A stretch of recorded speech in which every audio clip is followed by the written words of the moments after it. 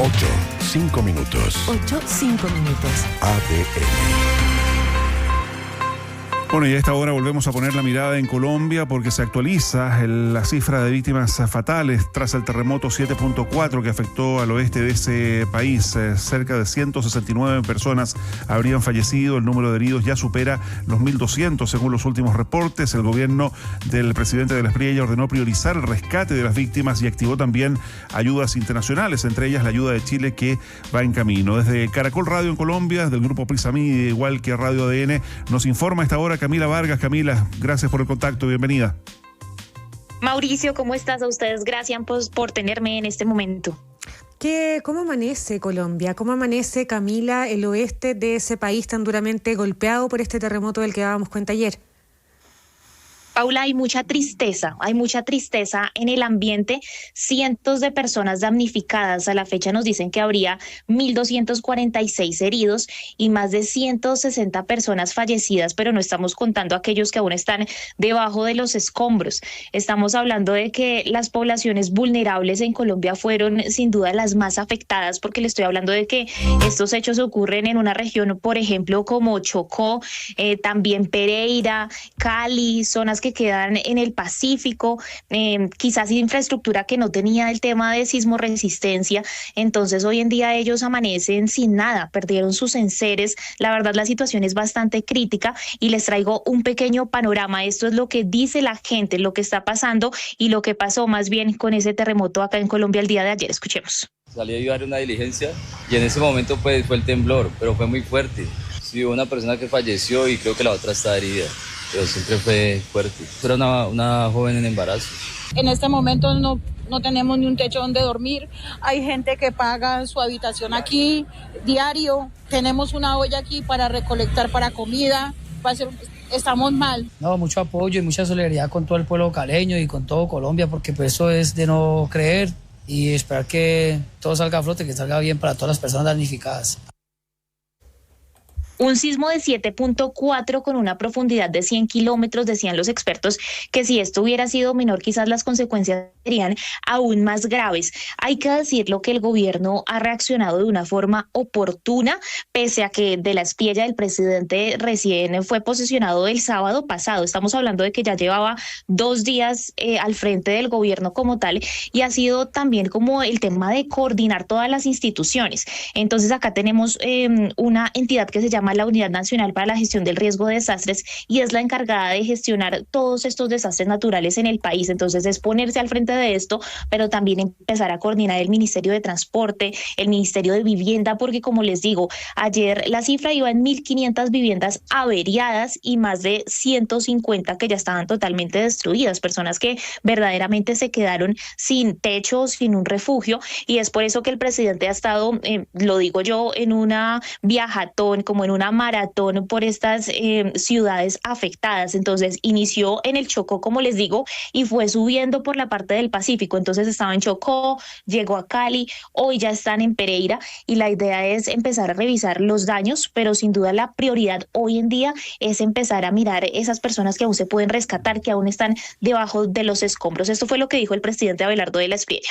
Vine acompañado del señor ministro de Defensa, que ha dispuesto todo el aparato militar y policial para traer aquí a nuestros ingenieros, nuestros rescatistas y demás personal, además de caninos, para atender la emergencia como corresponde. He venido también con el señor ministro de Vivienda para que determinemos la afectación de tantas viviendas que superan las 1.300, 1.400 viviendas, y para eso también vamos a disponer de un subsidio. Vengo también con la señora ministra de Salud para que nos ayude a priorizar todo el tema de salud. Los enfermos, los heridos que tenemos hoy aquí en el Chocó serán remitidos a Medellín. Allá tenemos todo dispuesto para que eso se dé.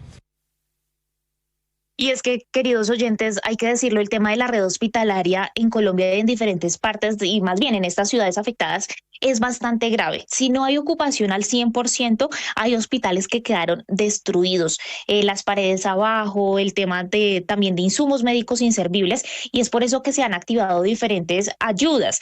Por ejemplo, la Asociación Colombiana de Medicina dispuso más bien 16 puntos en el país en los que uno puede ir a donar quizás medicamentos, temas quirúrgicos también para tenerlos allá y poderlos disponer en las regiones más afectadas, y el Banco de Alimentos, que es como el gran aliado, la Asociación Colombiana de Alimentos, son un grupo de entidades que reúnen alimentos, temas no perecederos, también medicinas, y después van y las reparten. Ellos han habilitado diferentes cuentas bancarias también para aquellas personas que no quieran hacer su donación, por decirlo así, en especie, pues pueden hacerla en estos puntos que les digo que han estado. Y también estamos muy atentos de recibir la ayuda internacional, que sin duda es muy prioritaria, sobre todo el tema de rescatistas. Hoy en día la prioridad es salvar a las personas que aún están debajo de los escombros, ayudar a esos heridos, y fue por eso también que recibimos con mucho agrado el anuncio del canciller Francisco Pérez, pues ha dispuesto todo el tema de Chile para que vengan y nos puedan colaborar. Esto fue justamente lo que dijo.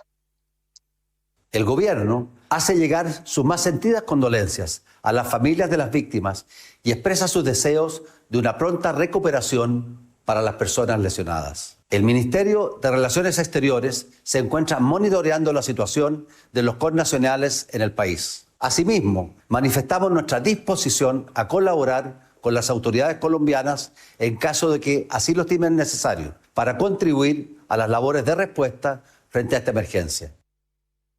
Bueno, lo importante ahora, Camila, es que toda esta ayuda, la que ofrece Chile y también otros países de la región, llegue lo más pronto posible, especialmente en el caso de los rescatistas, para tratar de buscar las personas que todavía siguen bajo los escombros. Estaba revisando esta mañana un reporte del Servicio Geológico colombiano que da cuenta de que no solo fue muy fuerte este terremoto 7.4, ya decías tú, sino que además fue muy prolongado. Se extendió, según los reportes oficiales, entre 90 y 120 segundos, o sea, casi 2 minutos en que la Tierra se movía, y entiendo que también durante las últimas horas, posterior al terremoto, ha habido muchas réplicas que han seguido botando algunas construcciones que quedaron ahí en pie.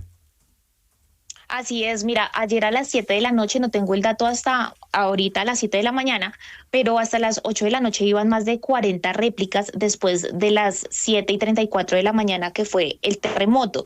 Nosotros estamos en Bogotá. Bogotá es el centro del país y está ubicado en toda la mitad de Colombia, y estamos Caracol Radio, para que se hagan una idea, está en el piso 8º en una localidad que se llama Chapinero. Nosotros estamos en el piso 8º en un edificio de 12 pisos, y esto se movía de una forma increíble, o sea, se movía muy fuerte, y eso que estamos a cientos de kilómetros de donde fue el episodio, que fue en Chocó.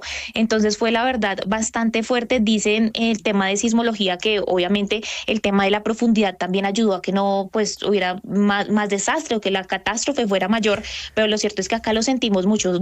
Fue una eternidad, más allá de 2 minutos fue una eternidad. Camila, y mucho se ha hablado también en estas primeras horas de la destrucción de los edificios. Tú hablabas de la cantidad de estructuras averiadas. Muy probablemente la mayor cantidad de las personas fallecidas es producto del colapso de esas estructuras. Se habla del temblor de mayor magnitud desde 1979. Ayer se hablaba del más fuerte en una década. ¿Qué ha pasado en Colombia con la construcción, con las normas antisísmicas? Un tema en el que Chile hablamos en demasía, ¿no? Que ha mejorado muchísimo a propósito de la gran cantidad de terremotos y temblores que sufrimos constantemente. ¿A qué se debe o cómo se explica la altísima destrucción de edificios y estructura más allá de la evidente magnitud del temblor?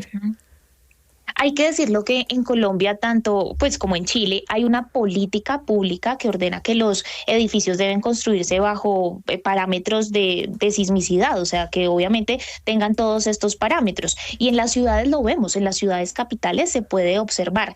Sin embargo, hay que decirlo, Paula, y es que, como te digo, esto afectó a las zonas más vulnerables. Claro. Y allá estamos hablando de construcciones en las que en verdad pues son de baré, que quizás el maestro de la cuadra fue el que construyó destruyó las casas del pueblo y son construcciones de muchos, muchos años atrás.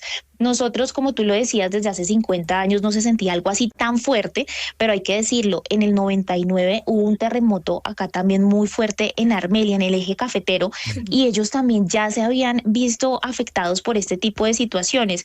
Ahora, en Armenia, 65, o más bien, en Armenia 5 edificios se vinieron abajo, en Manizales 17 y 65 en Pereira. Ya habría que replantearse qué es lo que está pasando, si estamos construyendo en zonas en las que verdaderamente no se puede o hay sobrepoblación en esos lados.